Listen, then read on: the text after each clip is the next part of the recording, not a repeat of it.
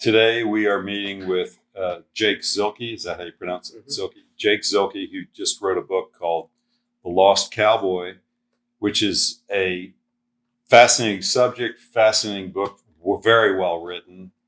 Um, and you're here to ask some questions today. I think the very first question I had from day one when I started reading this book was, how in the world did you get started, and kind of walk us through your background and then how you not started writing the book, but how you started these adventures of cowboying on 5 continents. Mm-hmm. Yeah. My background, my family has nothing to do with agriculture. I didn't grow up on a ranch necessarily. I was probably 7 or 8 when I really started getting around horses and cattle and stuff like that. And that was just a family friend that said, "You got to bring your boys out and get on, try these horses out." So that was probably the first time I was ever on a horse. So I was pretty young, and my brothers didn't really care for it, but I loved it. And where did you grow up?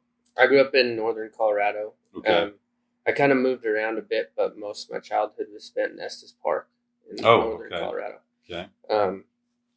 So yeah, we jumped up. I just got hooked on the horses and the ranching part of it, and I did that. I'd ride my bike. I think it was 10 miles or something like that because my parents were busy working, so I'd just ride down and go help these people jump on their horses and go do whatever they needed done. So grew up doing that. I ended up going to the University of Wyoming on a like a partial rodeo scholarship. I rode bulls on the college rodeo team. Yeah. And while I was there, there was a gal doing a study abroad exchange kind of program from Australia, and I thought I'd really like to go to Australia. I've seen these videos of guys catching wild cattle and stuff down there, so I'd like to have them have that experience, but I don't know how to even get started. I'd never left the United States. I don't think I even had a passport, anything like that. So Right. I asked her if she had any input or could line me out with somebody, and she said, "All of you Americans are the same. You all ask for that, and then when I put it together, or if I do help, then you end up not going, and there's some excuse why you won't go." And it took some convincing, but she finally did put me in contact with her brother. So he ran a crew over there that we just caught feral cattle in Australia, in northern Australia, in northern Queensland. And so, yeah, I went over there, spent 4 months catching wild cattle, wild bulls mostly. And I'm not in the cattle business, but I have been on many ranches, and I know enough to be dangerous about cattle. But these cows are just running wild, and you're gathering up bulls out there in the wild. How does that work in Australia? They just turn cattle loose and then gather them up once a year, or what's the deal? This particular place was a cattle station that was managed at one time where there weren't wild cattle on it, and it was kind of like we have Indian reservations here in the United States. It was gifted back to the Aborigines and became their tribal lands. And so when that happened, it just wasn't in their. They didn't really care that it was a functioning cattle operation anymore, so they just let it be how it was. And so over time, the fences fell down, a lot of the corrals fell down, and so it had been, I don't know, 20, 30, 40 years, something like that, since it had been managed. And so we were actually hired as a crew to go in there and clean this up, because if you don't touch cattle at all, just like any other kind of animals, it ends up being 50% males, 50% females. And so there was just way too many bulls on this place, more than should be. But they were ranching this land. There was a perimeter fence, somewhat of a perimeter fence, not because they had set it up, but because it was private land around them. Got it. And so they were trying to keep the cattle off the private land. So got it. So there was just this big, I don't know what it was, 2 million acres, something like that. Mm-hmm. It was just, the cattle had been untouched. They'd gone kind of wild. Gone wild. So we went out there and pulled out all the wild bulls, and we would bring the cows and calves and stuff as well.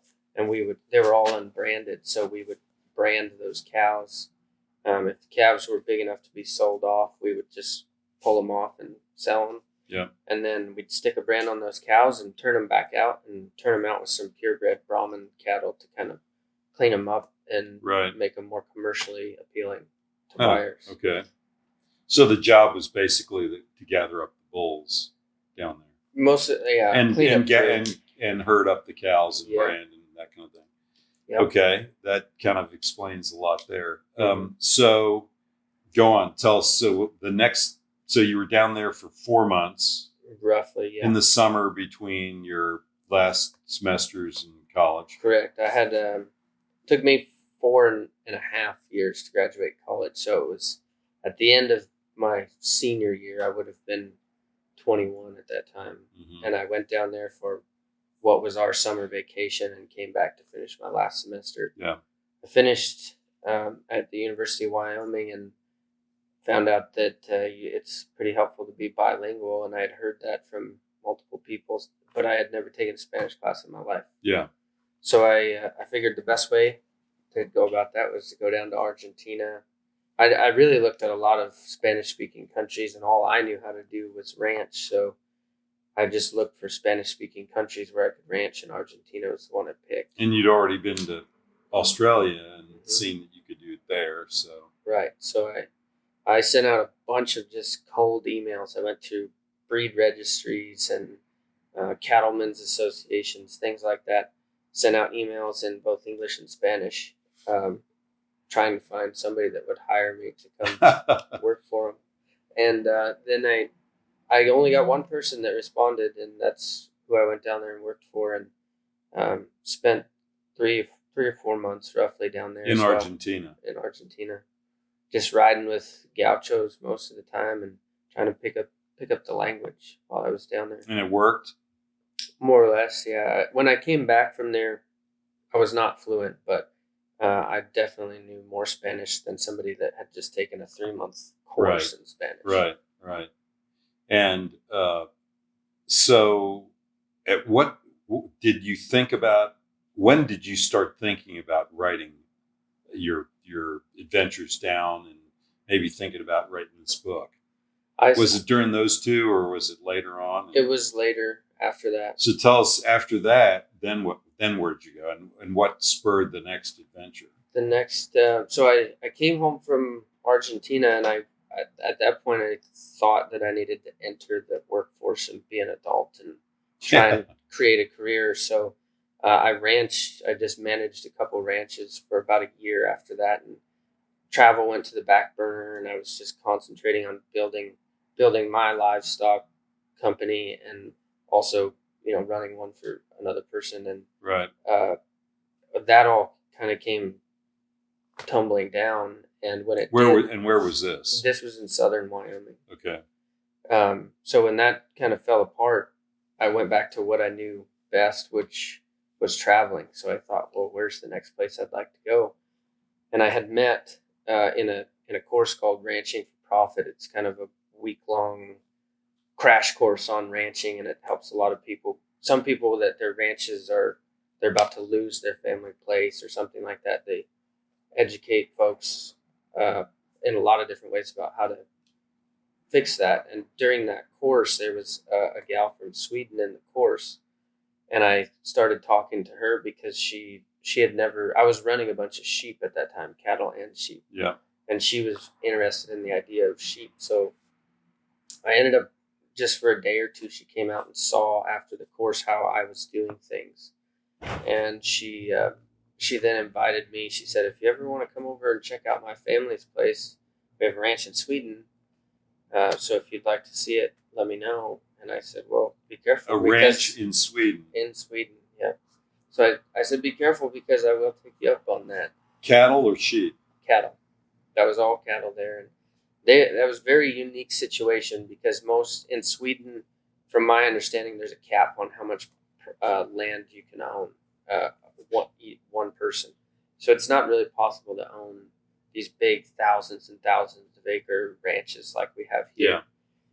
So a lot of their operations are very small, kind of backyard cattle or just very small farms, and they had a special. A, they were grazing cattle on a military base, and so that was the only reason why they had enough land is they had leased a military base Wow. to run the cattle on, and so they had a much bigger operation than anybody else, and they had also that whole family was very well traveled, and they had worked on ranches in Australia, in Canada, the U.S., and so they took everything they had learned in all those places and brought it back there. So they would they would ride in Western saddles like we did. They Wow. import those, and nobody in Sweden rides Western. It's kind of unheard of, and nobody uses horses to move cattle around. Wow. So, That's amazing. Yeah, so they it was very lucky that So I they had were them. unique in the way they handled their cattle. Mm-hmm. They handled their herds just like we do here, but they Yeah. were an anomaly over there. Right. Yeah. That's right. So how long were you in Sweden? I was in 3 months again. I stayed there up until the day that my visa ran out, and they said you got to Okay. get out of here. Yeah, I understand that. So you came back from Sweden. From Sweden, I went straight down to South Africa. Okay. I didn't come back. That was the one. Almost all of my travels were going somewhere, run out of money, come back, make some, Yeah. and then travel. But that was the one time where I went to Sweden for 3 months, and then I jumped straight down to South Africa. And what got you down there? South Africa. Like, how do you go from Sweden to South Africa? Well, it was about that time in Sweden, or actually before I went to Sweden, when somebody had mentioned, you've worked on ranches in the U.S., you've worked on ranches in Australia and South America. That's 3 out of the 6 possible continents. You might as well go for the rest. And it was only then that it clicked in my mind. Oh, maybe I should try and get all the 6 out of 7. Well, you had Australia, you had South America, you had North America, and you had Sweden. So you had 4 there. So I thought, well, where can I go in Africa that they ranch? Okay. And South Africa just seemed like the easy option because they raise cattle all over Africa. Yes. But South Africa specifically is a little bit more modern in how they do it, and they have some of the technology that we have over there. Okay. So I just joined as many Facebook groups as I could for South African farmers. Started posting everywhere. If you need somebody to help you, I'd like to come work for you. I told everybody I would work for free if they would just give me food and a place to sleep. So it really cost me a plane ticket, and then the rest of it was really cheap. Once you got there, you were okay. Mm-hmm. So South Africa, where were you in South Africa? And I what was that in like? I was in a couple different places there. I was in KZN, KwaZulu-Natal is the province. A couple different farms around there. That's kind of the southern, I guess it would be southeastern part of South Africa. Mm-hmm. Pretty green there, and it's a pretty nice climate. So I worked on a place that had cattle and sheep there for about a month, and I was helping this organization called the Future Farmers Foundation, Mm-hmm. and they placed like interns, I guess, in different agricultural scenarios where they could learn to manage whatever type of agriculture that they were interested in, and so they had connections, and they said, well, we'd like to send you here. And then I would talk with the interns and just kind of, I don't know how much good I did them, but I just kind of told them stories and kind of gave them ideas of where agriculture could take you in life if you stuck with it. So went to KZN, and then I went up to northern South Africa, right on, I believe it was Namibia, the border right there. Mm-hmm. And that is just desert.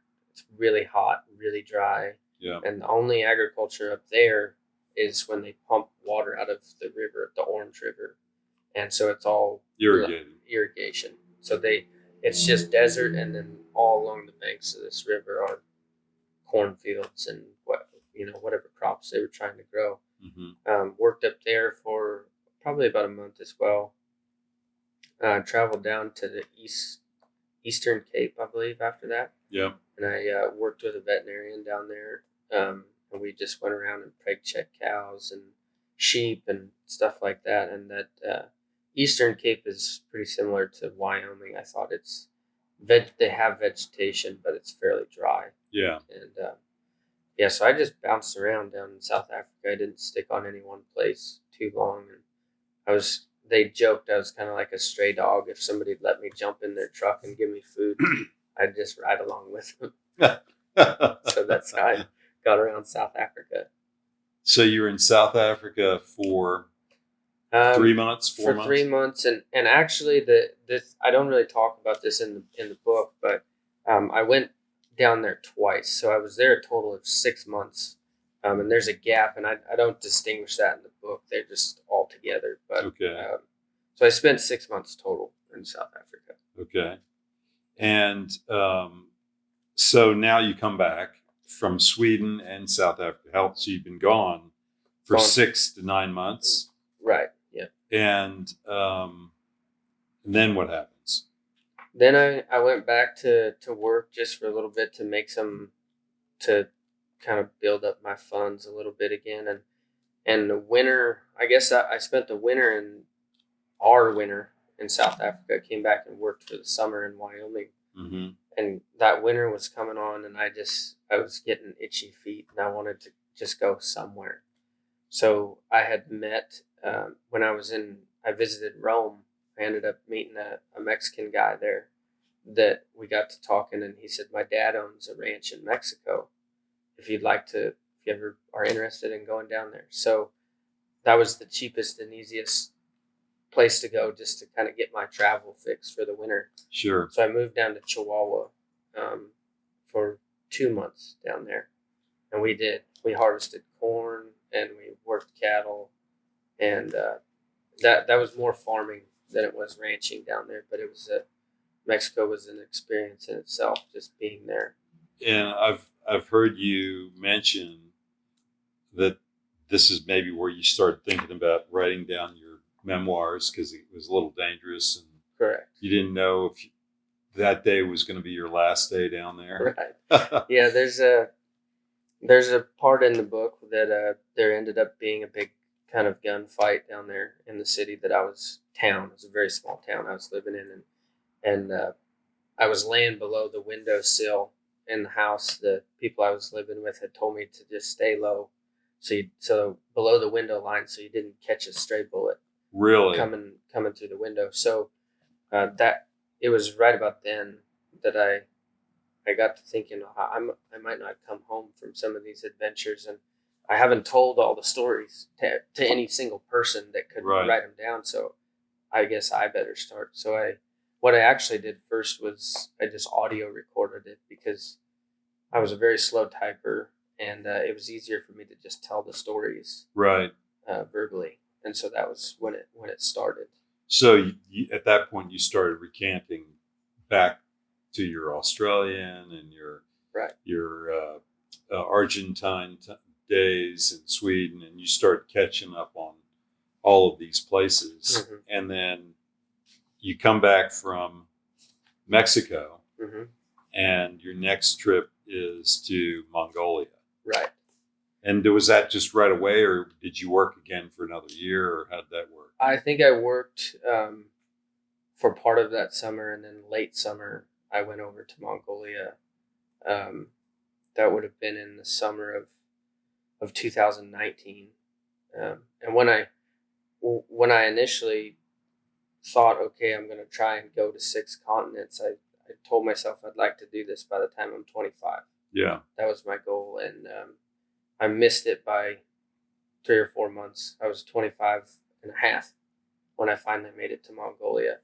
So we talked about this, a little bit of this yesterday, and this is, I don't know why this part is really fascinating me. So tell us just a little snippet of what that was all about. And first of all, how did you get to Mongolia?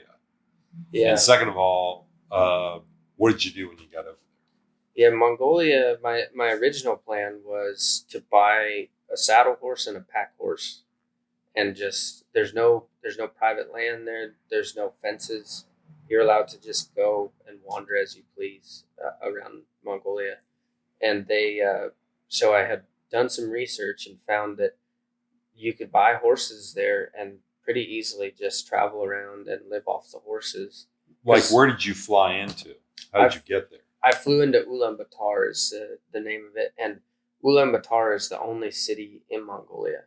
Okay. And my understanding with Ulaanbaatar is that they never had a capital city since Genghis Khan built one thousands of years ago, and then it crumbled. And after that, they didn't really have any cities. So when the Soviet Union took over Mongolia, they said, "Hey, look, you guys can't just all be wandering around out there chasing cows around on your horses. You have to have a city where we can have meetings, we can have an airport, stuff like that." So Ulaanbaatar was built out of that. So Mongolia is part of Russia?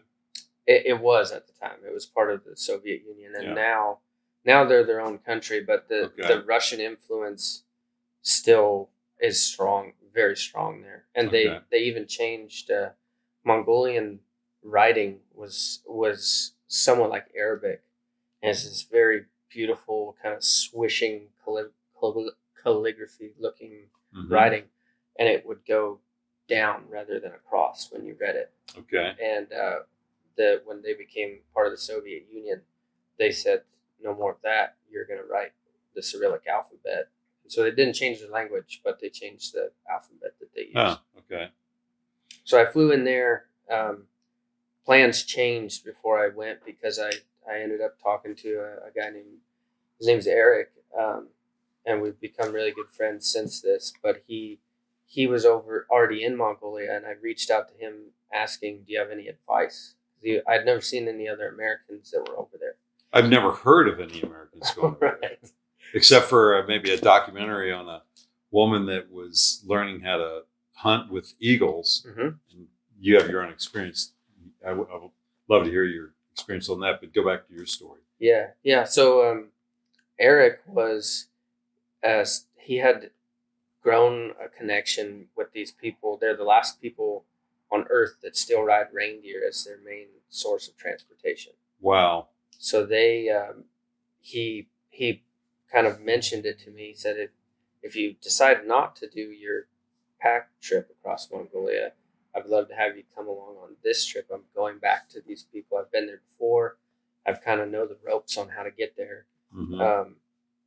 And so he convinced me that would be that's kind of a once in a lifetime opportunity. So I went with him and a friend of mine from the United. This was the first time I'd ever even been on an airplane with somebody I knew. I'd flown a lot, and I don't travel with anybody. I never have. It was just because if I sat around waiting for somebody to go with me on these trips, I would have waited forever. Yeah. So, but this particular time, a childhood friend of mine was adamant about going and ended up actually coming with. And so we went with Eric. He put together kind of a group convoy thing, and we went up there and we made it. It was a pretty long journey up to these people that still ride reindeer. We lived with that family for a week or two, or I don't remember how long it was exactly. They live in teepees way up high in the mountains, right up along the Russian border, kind of. And so we rode around reindeer and helped them go collect firewood, and they broke some reindeer there. We'd go out and help them milk the reindeer. They made a lot of cheese and stuff from the. So they ride them, plus they herd them and use them for meat, for everything, milk and everything. Yeah. Wow. Yeah. They didn't ride the females. Those were specifically for either breeding, and then once they had their babies, they would milk them and use that. But they were so far from civilization. We drove for probably 3 days on a 2-track road off the paved road.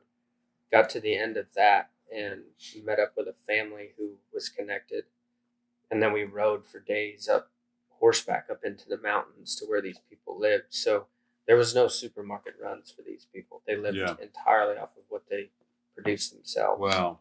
And yeah, so they used every bit. They would eat the meat when they had to. They tried not to, just because they were so valuable when they were alive to them. Yeah. But they'd milk them, and then they'd ride them around up there in the mountains. And it was one of the coolest experiences I ever had. Was first time I got up on a reindeer and was riding across the Mongolian mountain ranges.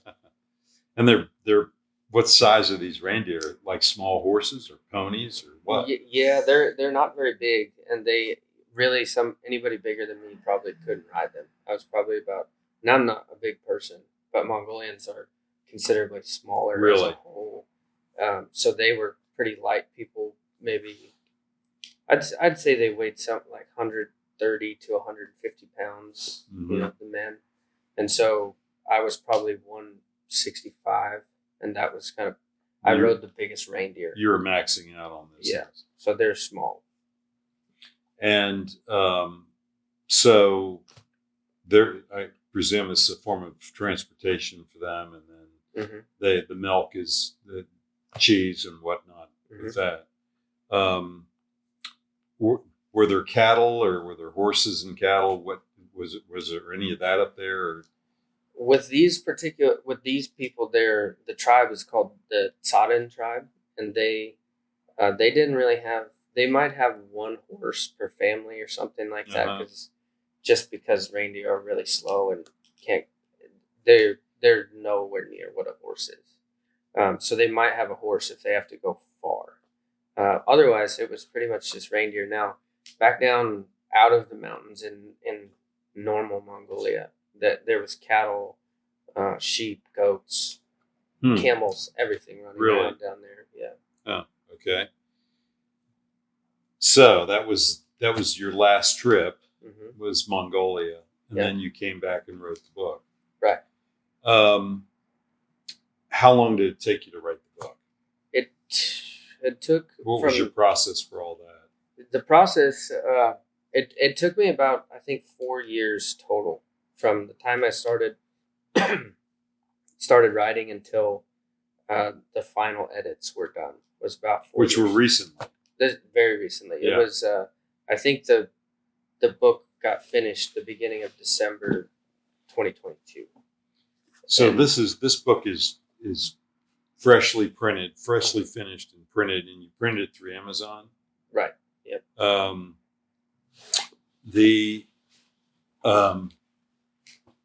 I think all of the rest of my questions would have to do with the experiences that were the biggest surprise for you. Mm-hmm. As I've been reading the book, and I'm 2/3 of the way through the book. There is so much in this book that it is new information. I've never heard about some of the things that you've done, and but for you, after doing all this stuff, there has to be things that were, a surprise after being to all these different places. Tell us some of those experiences. Yeah, they. What was the most surprising thing to you about Australia? Australia, the most surprising thing was just how rural. As soon as you get away from the big cities in Australia, it doesn't take very long at all when you are really, really rural. Way beyond anything we have here. Outside of Alaska, probably I mean, there are these little kind of encampments or whatever, some of them cattle stations that they've built away from the coast, but you have to fly into those on a bush plane for the most part. No highways. The roads are dirt. They're really rough. You can drive, but it would probably take days to get to some of these places just driving down a dirt road. So that, to me, I think if you haven't been there, you don't really think about the fact that Australia is almost entirely populated right around the edge, and then nothing is in the middle. Really? Other than the further in you go, the wilder it gets and drier. It's like a desert in the middle. So you have civilization, and then you have these kind of cattle stations, and then beyond that is nothing. Kangaroos and lizards and snakes. Yeah, so that was surprising, and also getting to I worked with a lot of Aboriginal people down there, Right. and that culture was fascinating. Just how much I mean, they were treated very, very poorly at one point, Yeah. and still not great even now. But the learning about their history, and every town had a different dialect of their own language that they spoke, and it was almost entirely gone. That the very old people and the elders could speak it sometimes, but none of the young kids knew how to speak it. And so 20 years from now, it will probably be entirely gone. Wow.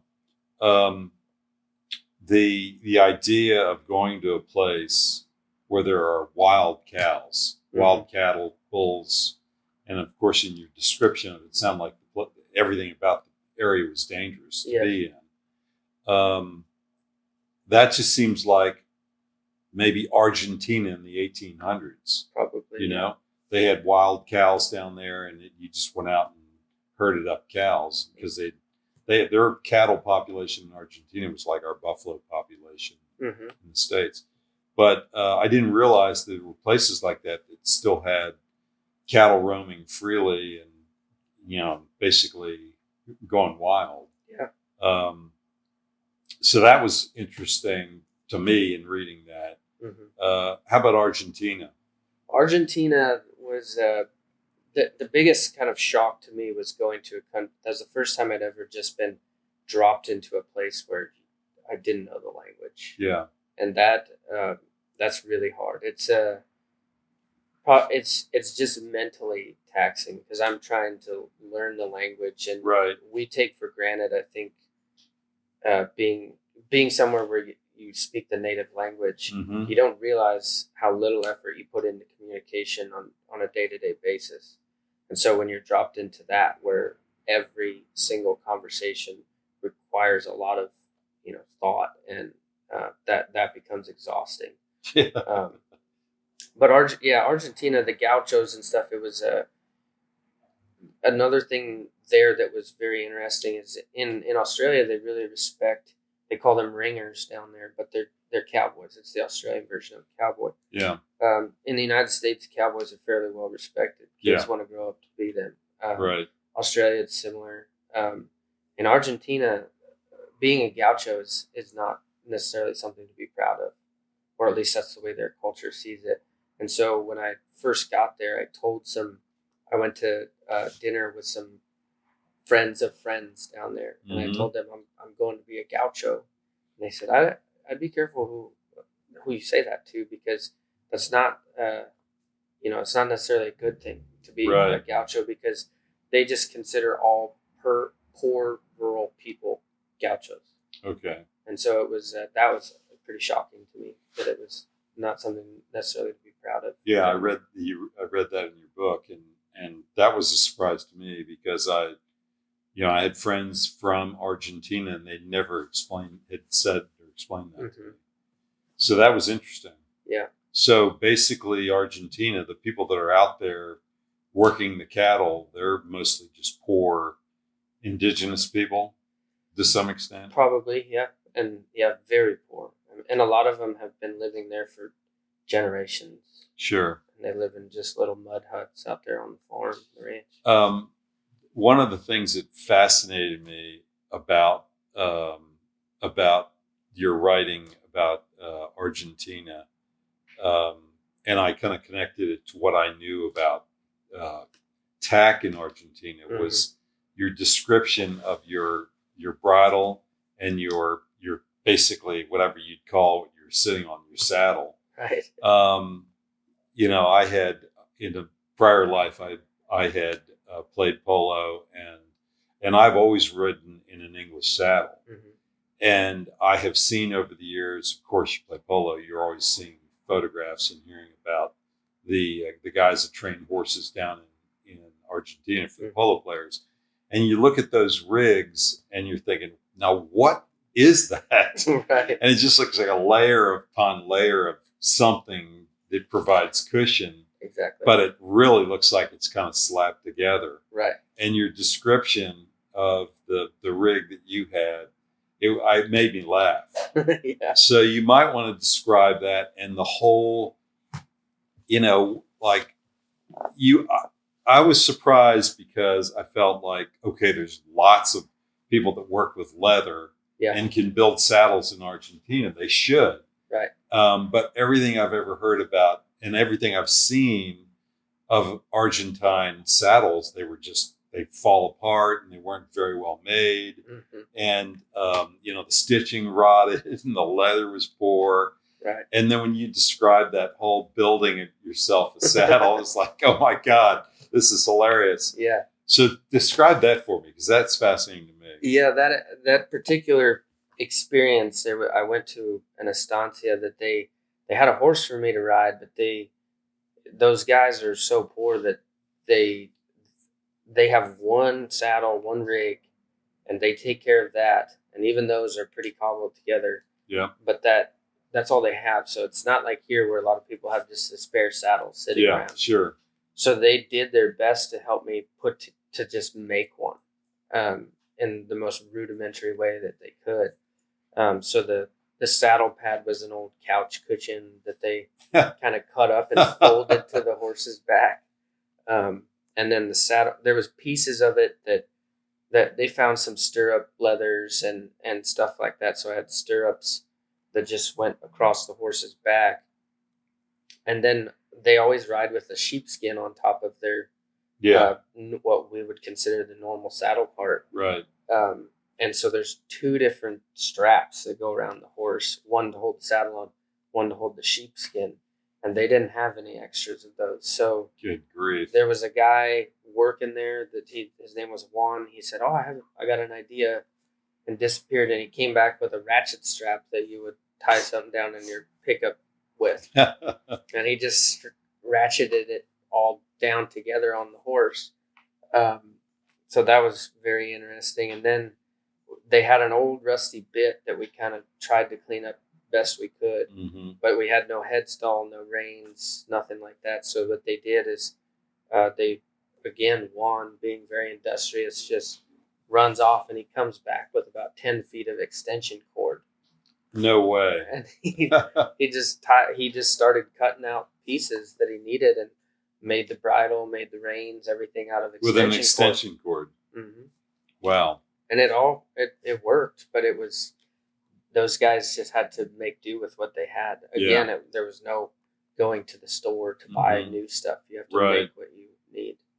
That was an incredible little snippet that we read on. I think I read it twice. Yeah. Because I was trying to picture all this in my head. Okay. What was memorable to you down there other than what you just described, learning the language and the Gaucho name and culture, and anything else about Argentina that? Probably the one other thing that really stuck out was I worked in both central Argentina where the majority of polos played. Right. Then I also worked in northern Argentina right along the Brazilian border, and I never got to go down to Patagonia and that southern part. Right. But that country is just so long, north and south, and very different. Very different, all the way down. So where I was up north, we're right on Brazil, and it's almost like rainforest type trees. You've got a lot of eucalyptus and stuff like that growing up there. And then central is kind of grasslands. You have huge mountains to the west. And then I didn't see it, but you start getting south, and I mean, it gets cold down there, and they have really hard winters in the southern part.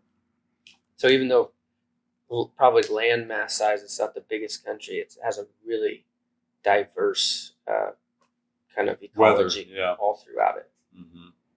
That's fascinating. Okay, let's. So the next stop was Sweden. What was the thing that surprised you the most about Sweden? Sweden was. And by the way, this property that was on this herd that you had on this military base, like how many acres are we talking about for that? Oh, that's a good question. 1,000. Could have been 10, 20,000 acres. Did they have interaction with military on those places with the cattle?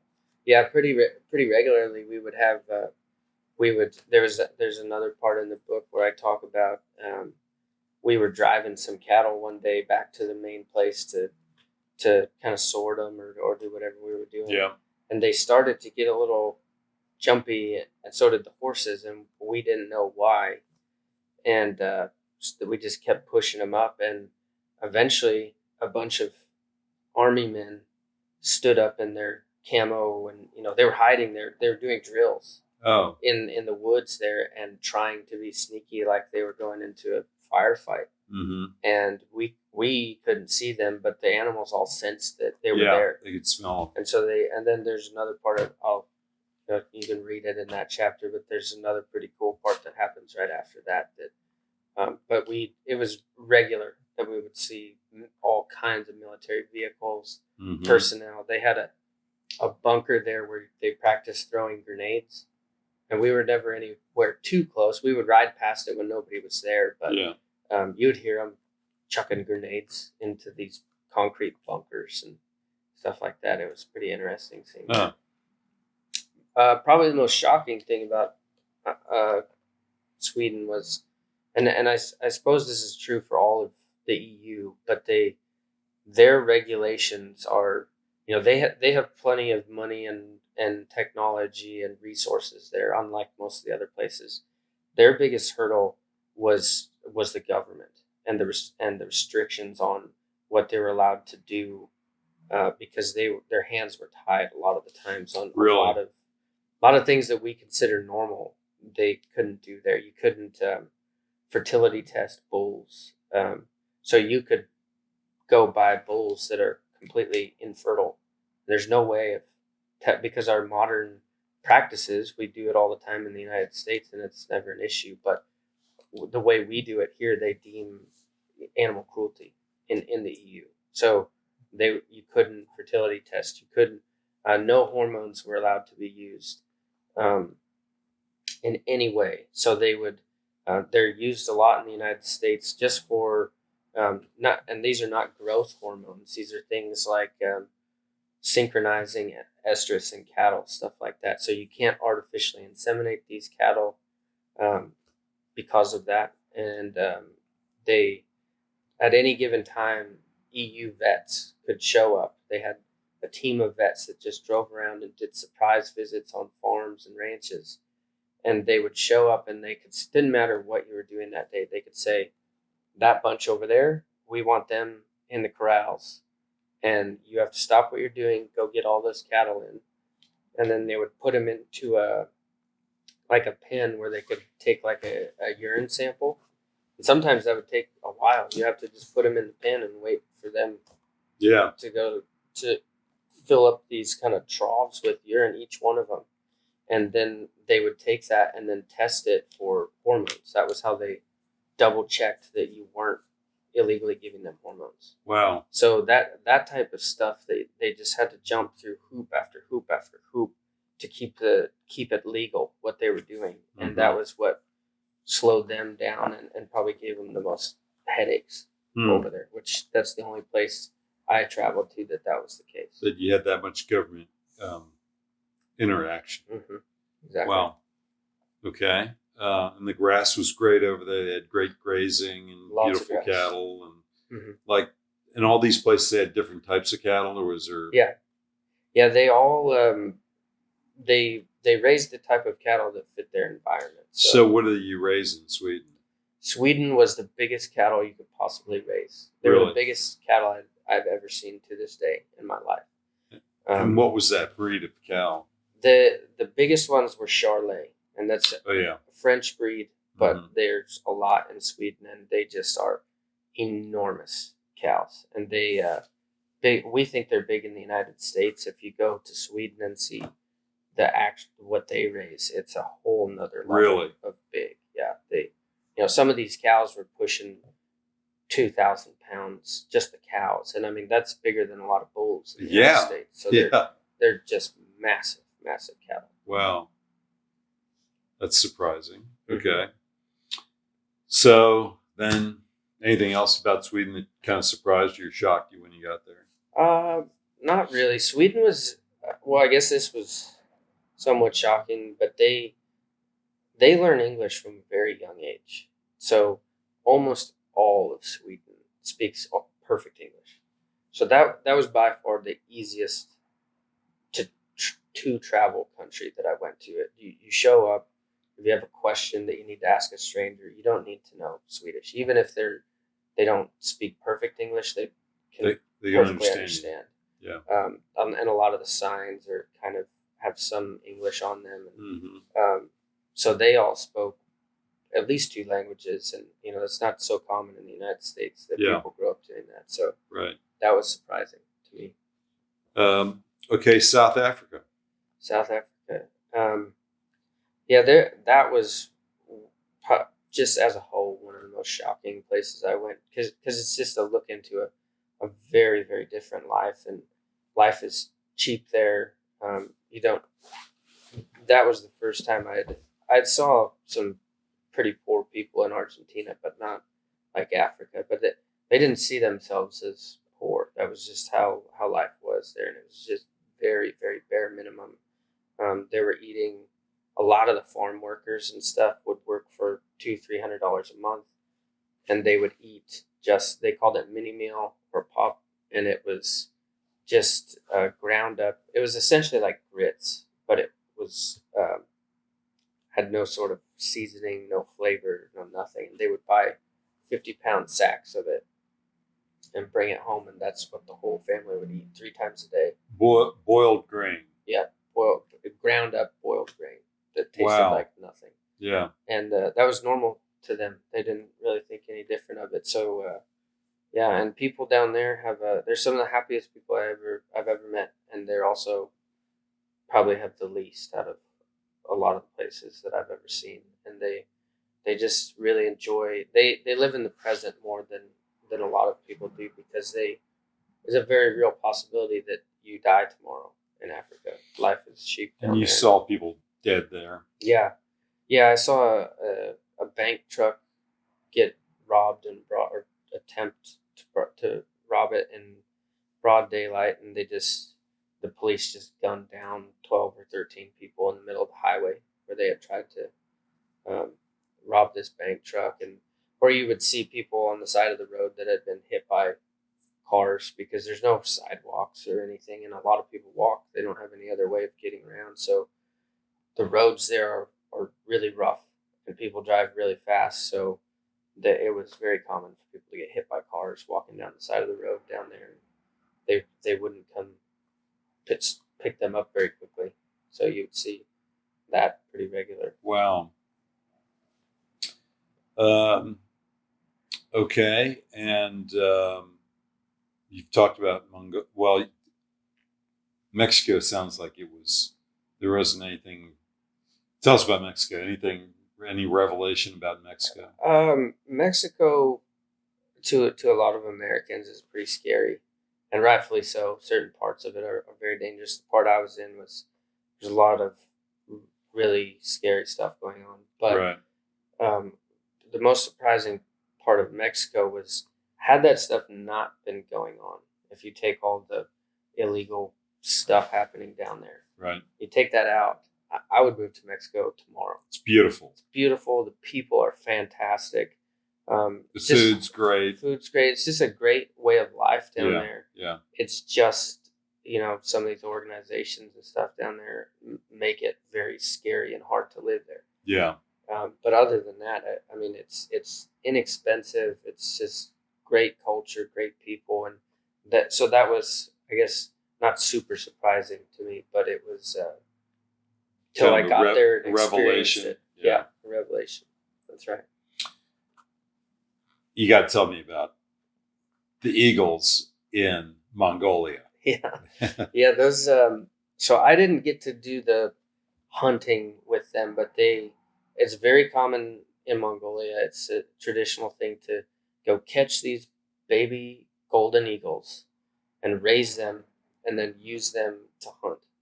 And so I held one, but I was just standing on the ground, and a guy happened to have one with him, and he let me.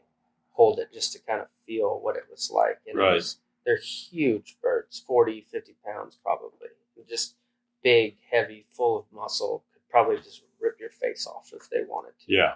And what was interesting with that is they catch them when they're young out of the nest. And then they keep them. I don't know how long it is that they keep them. Maybe 4 years, 3, 4, 5 years, something like that. And then eventually you release them. So they're not like a pet for life.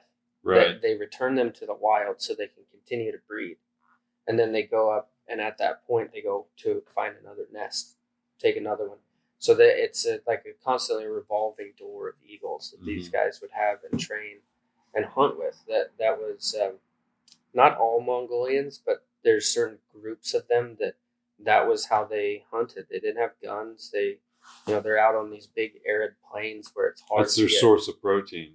Yeah, and from what I didn't see this firsthand, but they would just they send them out. They'll catch deer, foxes, rabbits, and these guys, the eagles are their best friend. I mean, they spend every day with them. That's what it requires to train an eagle. Yeah. So that was I plan on going back eventually to go do some stuff with those eagle hunters. Yeah, that'd be great. Anything else about Mongolia that was shocking, surprising, interesting? I thought the most interesting part is that there's just no private land, no fences. I mean, it's just there's certainly it's just wild. It's wild, yeah. There's certainly like kind of turf kind of where families for generations have been grazing this. So you couldn't just show up with a bunch of your own cattle and start grazing that. You'd probably get shot. Yeah. But as far as just traveling around, whether you're horseback or in a car or on a dirt bike or whatever, you can go wherever you want, do whatever you want, pull over on the side of the road, throw out your bedroll, and sleep there. And nobody will bother you. You're not breaking any rules. It's like public land here, but even more lawless. Wow. Well, that's all fascinating. The book, I will say, the book is very well written. It's super interesting. You start reading it and you don't want to put it down. My wife has been reading the book to me out loud because the sound of she's a fantastic reader, but reading the book, I could almost see this turn into a movie very easily. And there's a cadence to your written word that's nice.